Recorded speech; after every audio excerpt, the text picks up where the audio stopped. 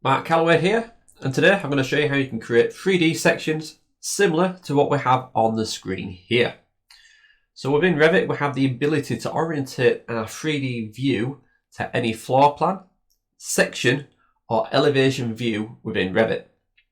So first of all, I'm going to jump into a floor plan. We're going to create a new section in the kitchen. So I'm just using the default Revit architectural model here that comes along with Revit, so everyone should be able to have access to this. I'm just going to use the section tool. I can access it up here in the quick access toolbar, and I'm going to put a section here, cut it across the kitchen. I'm going to change the extents just to make sure it's all included. I'm going to jump into that section view just so we can have a look at its elevation. We can see it here named section 1 by default.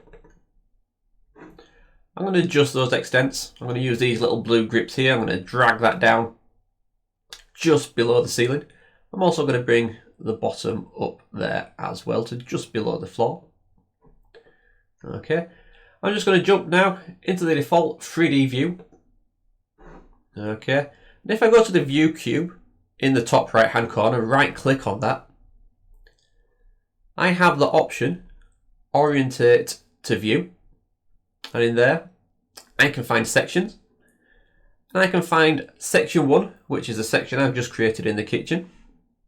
If I select section 1, Revit's going to reorientate my 3D view. And if I just rotate around now, we have a nice cropped 3D view on the kitchen. I can then go ahead and lock the orientation of this 3D view and save that as a saved 3D view. Okay. As mentioned, it can be done with floor plans, it can be done with elevations, and it can be done with any sections. Okay.